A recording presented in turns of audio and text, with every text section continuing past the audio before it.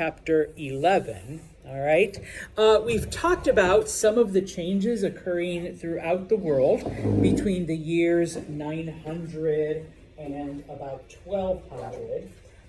The last place we are looking at then is the Americas. Okay. First off, okay, the Americas, and if you recall from History 101, either with me or with your other instructors, it was one of the last places settled when humanity initially went out, 300,000 years ago and spread out into different places. It was, the last place where humanity appeared. It is also one of the last places where complex civilizations developed. It happened, but thousands of years after places like Mesopotamia and Egypt and India and all of those places. Okay, and so we're going to look at a couple of the civilizations. We looked at some before, the Olmec, the Teotihuacan, all right, but now we're moving into a more modern era.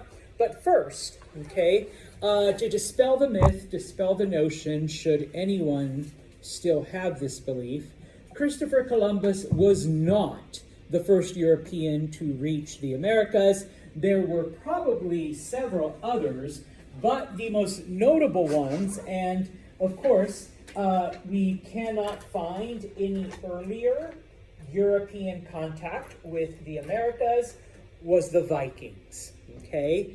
The ones that basically went throughout Europe, pillaging and plundering and destroying and conquering. They made it all the way to Constantinople. They made it all the way into Russia. They made it all the way down to Italy. In their travels, in their conquests, and in their exploration, they went first to Iceland, then to Greenland, and then from there, they ended up in the Americas around the year 1000. Okay, they settled in a place right in the middle of Newfoundland, okay, or what modern day Newfoundland would be. Okay, now, why don't we, why did we never not honor the Vikings? Why don't we have Viking Day? There's Columbus Day. Why don't we have whatever? Well, because the Vikings did not stay. Okay, they arrived, they set up one or two settlements, they traded with the local population, and then they left. Okay, really finding nothing of interest, or at least nothing to motivate them to stay there even longer. Okay, and it's interesting because for the longest time, there were only theories, but then within the last 30 years, and even within the last 5, they have actually found now, they've been able to dig and all this other stuff, remains, and part of it has to do with, a general warming trend, and so certain areas that were covered in frost are now being exposed. And so we have found some of those remains of the early Viking settlements, okay, that were long ago buried or covered under ice or whatever. Now, the other thing that made it a little bit harder is that the Vikings called this place Vinland, all right? They didn't call it Newfoundland, all right? That was the English hundreds of years later. And so we're like, what is Vinland? I mean, we know Iceland, we know Greenland. They actually stayed there. They developed a civilization there and colonies and whatnot. But it turns out that it is the Vikings who were the first Europeans that we are aware. Like I said, we have not found any evidence that other Europeans came before them, but they were definitely there about 500 years. But yeah, because 1492, let's just round up to 500 years before Christopher Columbus. Okay, so when I ask you, who were the first Europeans to reach the Americas? Starts with a V. All right, yeah, Vikings. All right, it was the Vikings. Okay, so moving on down to South America. Okay, we're going to look just really quickly at the Chimú Empire. Okay, they expanded pretty close to the Pacific Ocean, where I guess modern day Peru would be. This becomes a very important area because many other South American societies basically develop there. They begin to expand into other areas beyond Peru. And one of the things that they develop, because up until this point in time, and I'm just kind of rehashing from 101, many of the early civilizations that we see established are established next to rivers. Okay, what do rivers provide? Food. How? Fertile soil. Okay, but how is that fertility obtained? Floods. All right, and what is in floods? Water. Thank you. Okay, I was looking for more basic. All right, but yes, the floods from the rivers are the ones that provide this fertile soil, and so that's why society develops along the Nile, all right, and the Tigris and the Euphrates and the Indus River. Okay, well, in this case, because there is no major river in Peru, the Chimu developed irrigation. Okay, because they do have mountains, and the mountains have snow, and when the summer comes, or spring, the snow melts, and it turns to water, and it flows downhill. Well, the Chimu were able to create canals and channels and levees so that they were able to channel it to where they needed the water to be, okay? In addition to, the corn and the potatoes and a bunch of other stuff that has already been domesticated in Peru, the Chimu are the first in the Americas to begin to grow cotton. All right? What is the importance of cotton? We've actually talked, well, if you took 101, you should have talked about this. What is the importance of cotton? Clothes. Yeah. You're growing something not to consume it, not to eat it, but to make something that gives you, comfort and covers you up, all right? For as fun as alpaca or llama wool might be, it's itchy, just like most wool, okay? And of course, cotton, all right, is not as itchy, it's breathable, all right? Yeah, you're in Peru, but you get down into the valleys and it is kind of hot. All right, the Chimu lasts for a couple hundred years. Eventually, when the Inca rise up, and we will talk about the Inca when we talk about the Spanish conquests, they are overthrown by the Inca, all right, and taken over by them. Okay, and so this map is in your textbook. Okay, the purple area is the original area of the Chimu, where their native homeland is, and then of course everything that you see is where they began to expand. All right, and take over. And you can see there's like these little potatoes, all right, because the potato actually comes from Peru. So, they grew potatoes, they grew like all of this other stuff to maintain themselves, and to trade with other cultures. Okay, now, looking at, and we will give you these names, when we say Mesoamerica, typically history books, historians, geography, whatever, Mesoamerica refers to Mexico and Central America. All it means is Middle America, Meso, all right?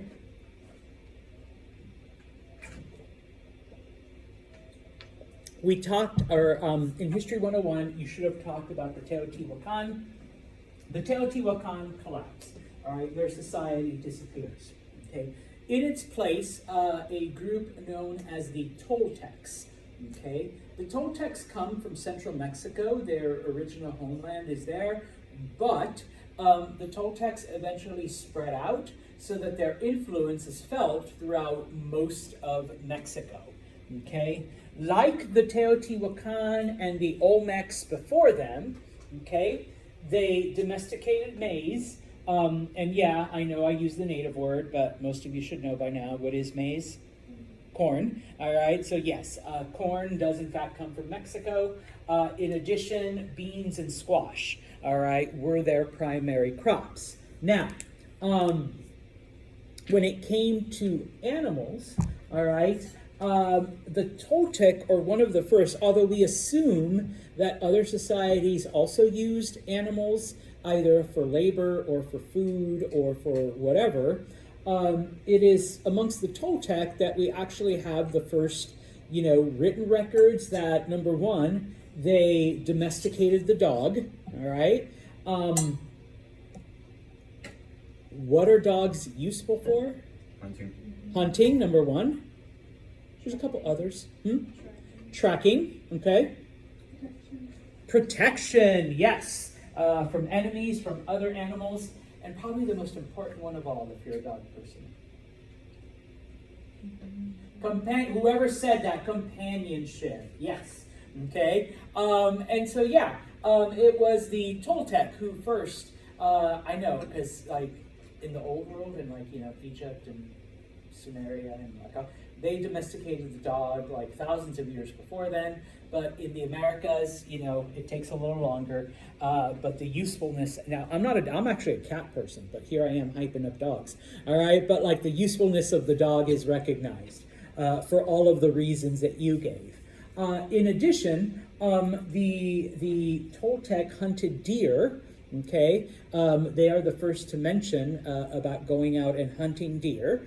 All right, obviously for the meat and the skins and whatnot, and also rabbit.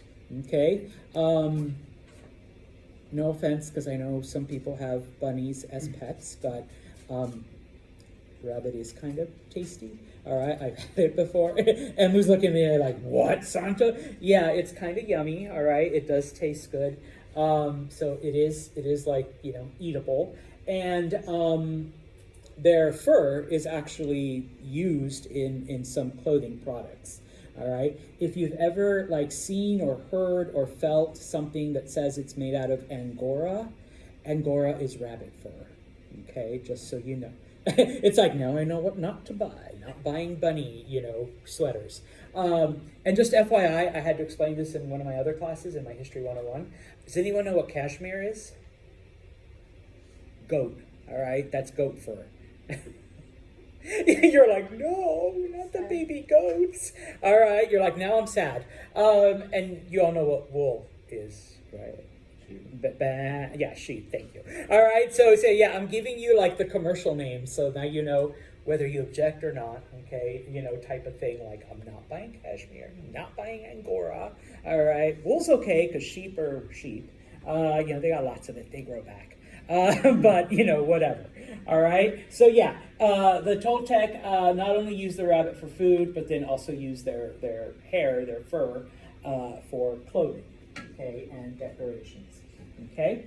And so here's the land of the Toltec, and like I said, they eventually spread out, and they had influence in other areas, but probably the most interesting fact is that up until now, most of these civilizations in the Americas, okay, like I said, the Chimu, the Toltec, the Olmec, the Teotihuacan, all of them have either been in Mexico or South America.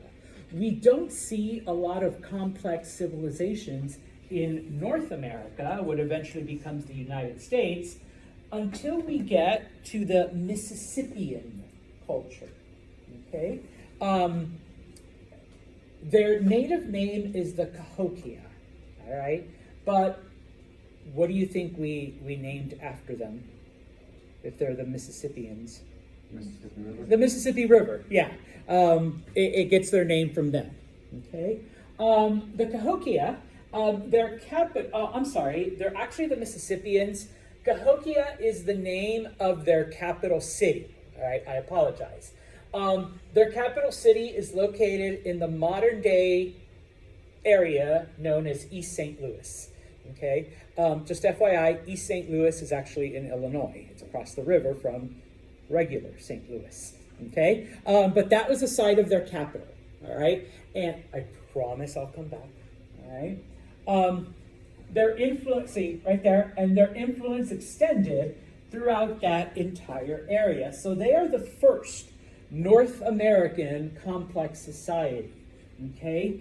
I remember when I first read about them, they are known in a lot of history books as the Mound Builders. So if you've ever heard that term, the Mound Builders, okay, they're talking about the Mississippian culture, okay? Now, the reason they're called the Mound Builders is because they quite literally just built these giant mounds in different parts. And if you've ever driven through Illinois or Indiana, you will see them. They're still there. First time I did, I thought they were just like these little hills. All right, I'm like, oh, look, I thought it was supposed to be flat. Look at these little hills. Until someone told me, no, those were actually the remnants of the Mississippian culture. The mound builders. That's why we call them that, because they built these mounds. And basically they used them for worship. Some of them were, not so much anymore, hollow inside. And so they used it for storage and whatnot. But more than anything, it was like meant to be almost like an altar. You went on top and you worship. Okay, and so as you drive through Illinois and Indiana predominantly, but you can also see them in some other places, you see these mounds, you think it's just a normal hill, but it was actually constructed by the Mississippians. Okay, now, because they were right along many of the major North American rivers, specifically the Mississippi, all right, they did in fact trade with many other cultures. We have found evidence of Toltec contact with them. We have found Toltec artifacts, in Tennessee type of thing, where it's like, how the hell did these things get here? Well, the Mississippians were able to trade with the Toltecs somehow.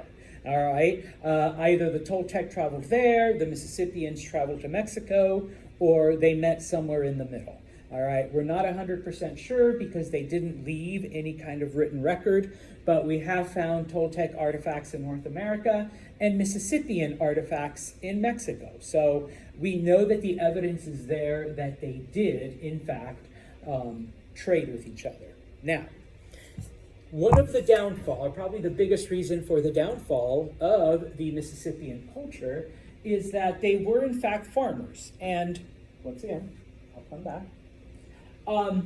This side of the Mississippi for hundreds of years was full of forests. Okay, nothing but forests. All right, and it's funny because once you cross the Mississippi, that area is known as the Great Plains because the forests disappeared and it was just like grassland. All right. Well, the Mississippians lived, as you can see, on the eastern side of the Mississippi River, and so they cleared the land for farms and whatnot, not understanding that by clearing these forest lands and not, having some preventative measures, the soil, they lost a lot of soil due to erosion. The soil lost its nutrients, and little by little, their farms produced less and less and less, so less food, starvation, and eventually that became the downfall of the Mississippian culture, not understanding basic soil erosion and clearing away the forests without taking other preventative measures. And alternating fields. Yes, and alternating fields and maybe leaving some of the forests up, and such. Okay? But they are the first civilization in the Americas, all right? In North America, excuse me. Okay? We're going to finish chapter 10 talking about the Mongols, all right? Because they are important to history and whatnot. If you think back to your 101 classes, all right, remember that for tens of thousands of years, there were always these large hordes of tribes that went back and forth across the Central Asian flats, okay? They just went from one direction to the other. They followed their herds. They killed their animals for food, for meat, for milk. And then, of course, if they ever needed something else besides that, they would find any local village, any local society, pillage, plunder, burn, steal, rape, whatever, and that's how they would obtain their things. Fast forward 10,000 years, the tribe du jour is the Mongols. All right, they come out of Mongolia. They were basically forest and steppe peoples, meaning that, they just wandered through the wilderness, following their animals, hunting, and of course, taking the stuff that they needed. All right, they lived their lives predominantly this way, and basically the only thing that motivated them to go from place to place was either following their herds or, of course, their aversion to the seasons. So if it was cold where they headed south where it was warmer. If they got too hot in the south, they headed north where it was cooler. And if there was no more grassland for their animals to feed, they moved to where there was. Okay? And if somebody was in their way, they eliminated them. Okay? And so because of this, okay, they were very disciplined, all right? And they lived almost a military lifestyle in that they were ready to go on the move, all right? They were very minimalist. In addition, they were experts on horseback, all right? Because obviously to keep up with their herds, the Central Asian tribes going back thousands of years were the first to domesticate the horse for this purpose. So the Mongols have inherited thousands of years of horse knowledge and riding techniques and have basically improved upon them. It was the Mongols that first came up with the heavy compound bow, okay? Regular bow, just the one, okay, compound, all right?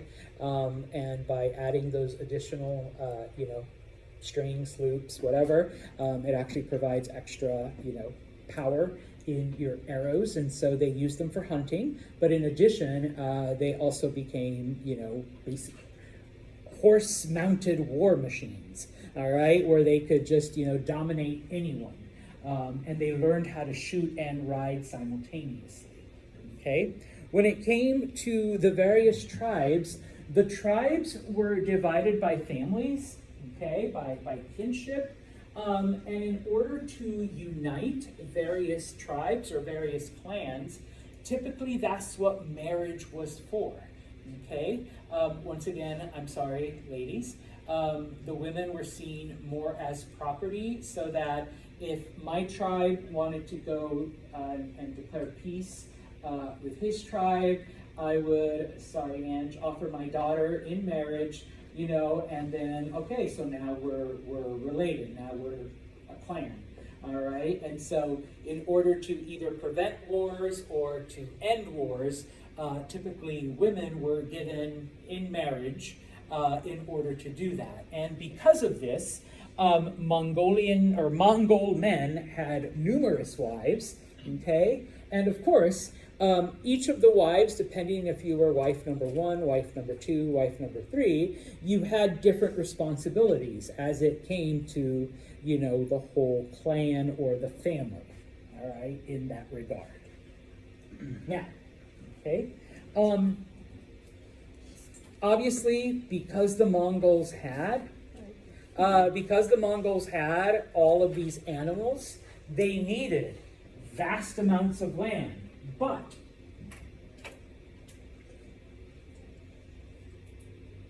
they didn't produce stuff. So they also needed, saddles for their horses, metals for their weapons, for their arrows, okay? They needed woodworkers to make their bows. They needed, some of the other comforts of society. And so basically, okay, what happens in the year 1206, okay, different clans, because once again, they were united by kinship, and on occasion those tribes would fight with each other, all right? And so in 1206, various groups come together, okay? And they basically agree that in order to conquer some of the southern lands, because the southern lands had things that they needed. They had natural resources, but also, hey, there's this culture that makes silk.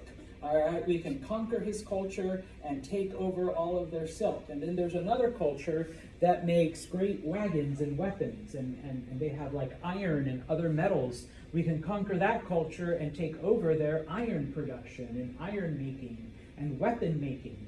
Okay, and so these various groups come together under, his name is Chinggis Khan, but in English we anglicize it to Genghis. All right, so he becomes the leader of these united Mongol tribes, and they head south and they begin to conquer. They conquer numerous areas throughout the south. Okay, now obviously, good old Genghis can't be everywhere at once, and so one of his generals, Hulagu, all right, he is able to conquer Syria, Iran, and Egypt. Okay, and he's left in charge of those. After Genghis conquers China, because he does conquer China, he leaves his grandson Kublai as the leader of China, while he goes off and continues to conquer other areas. Okay, Kublai Khan is eventually the guy that gets visited by Marco Polo. All right, but for now he's still young. He's Genghis's grandson, and he's just been appointed ruler of China. Okay, when it came to their conquest, the Mongols were brutal. They were relentless. They didn't take no for an answer. They didn't accept surrenders. They just went and conquered everything.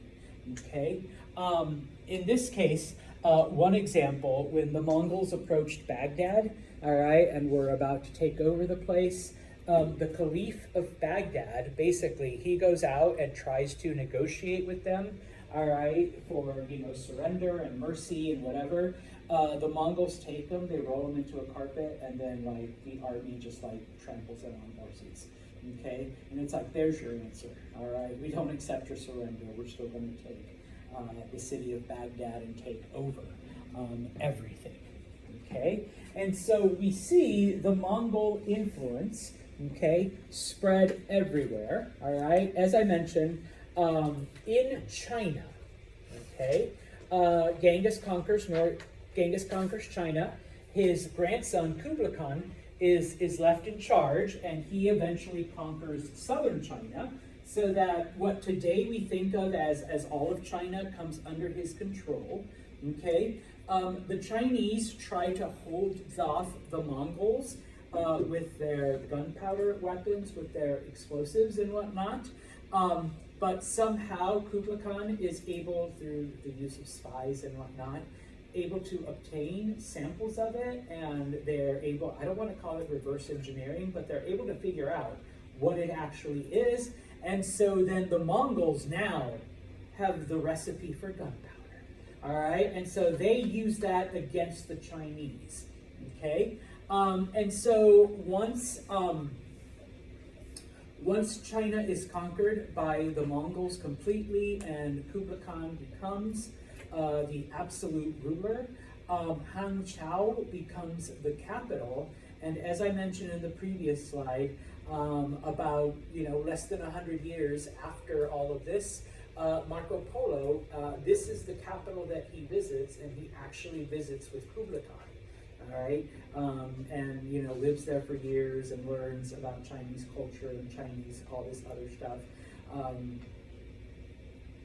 Before this time, Italians didn't eat noodles, because guess where they got them from? China, thanks to Marco. All right, type of thing. Marco Polo also came back with pretty pieces of paper that were supposed to represent, various currencies, and Europeans were like, what the hell is this good for? And Marco was trying to explain the whole concept of paper money and why it was a lot easier than carrying big bags of coins everywhere, but it doesn't catch on until hundreds of years later. All right. Eventually, though, and we'll talk about the downfall of the other Mongol kingdoms, but the Mongols remain in charge of China for a couple hundred more years. Okay, and so eventually it becomes known as the Yuan dynasty. Remember, China is ruled by different families, by different dynasties. We've talked about the Tang dynasty and the Shang dynasty, the Song dynasty. Well, when the Mongols come in, they basically adopt the Chinese systems, and so they begin to refer themselves as the Yuan dynasty. And so, the Khans, grandsons, great-grandsons, great-great-grandsons, they continue ruling, all right? And of course, even though the Mongols were in charge, they were smart enough to realize that the Chinese had already set up a pretty effective government. Remember, it was the Chinese that came up with the concept of civil service tests. and so they already had an efficient bureaucracy. So why mess with that? Like, why destroy it if it already works? All they did, and the Chinese already accepted that, okay, the Song dynasty was overthrown because they lost the mandate of heaven, and now the Mongols, the Yuan dynasty, is the dynasty in power. All right, so they have the mandate of heaven. They have been chosen by the universe to rule over us. Okay, now in other places, okay, oh, sorry, map time, okay. The Mongols, as I mentioned, start in what today would be modern-day Mongolia, okay? Everything you see in the darker brown is what they conquered, okay? All the way from China and Korea, they conquered much of the, Muslim kingdoms, Persia and Iraq and parts of Turkey. They did enter Egypt, but the Egyptians were able to push them out. They did conquer, the areas. We talked a little bit about Russia. The early Russians were conquered. They made it all the way to Poland, all right, before they were finally stopped. Because this land was so huge, I've only mentioned Kublai Khan, who was left in charge of China and the Far East. But each of the areas were divided into different kingdoms ruled over by one of the descendants of Genghis Khan. All right. Now, in the Middle East, it's the Egyptians that were finally, even though the Mongols did enter Egypt, the Egyptians were able to stop them and turn them around and expel them. Okay. The Mongols conquered everything to the east, but they didn't have boats. So they couldn't cross the ocean, and they couldn't invade Japan and other islands, all right? The issue with the Mongols as a whole, not necessarily the Yuan dynasty, not necessarily the ones under Kublai Khan, but the Mongols as a whole weren't that good at governing, okay? They were great at conquering, and they took over these lands very, very quickly, but in many areas, they would lose the land almost immediately after they conquered it because they would destroy the infrastructure. They would take all the resources, and once they did that, there was no reason for them to stay there. They just kept going, okay? And so this is one instance where Kublai Khan was a little bit smarter than his brothers and cousins, where, he recognized the efficiency of the Chinese system and left it alone, all right? Whereas some of the other Khans, they would just destroy everything and then move on, all right? And so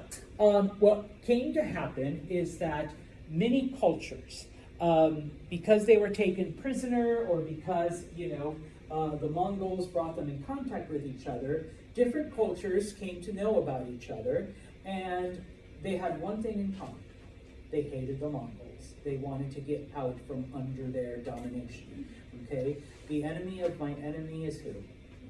My friend, all right? And so when these cultures come together, they basically unite to overthrow Mongol rule, okay? This happens most notably in Russia. When we look at early Russian history, we will, talk about that, where, various Russian cultures come together and overthrow and push back, all right? And they take advantage of the fact that everyone hates the Mongols, everyone wants to get rid of them, so they're able to bring people together, and then once they do that, the early, in this case it's the Romanov family, are able then to solidify power, okay? But, the Mongols, with the exception of China, were not that good at governing. Great conquerors, bad governors, all right? So, that's the end of that, okay? I was going to jump into chapter 11, but it is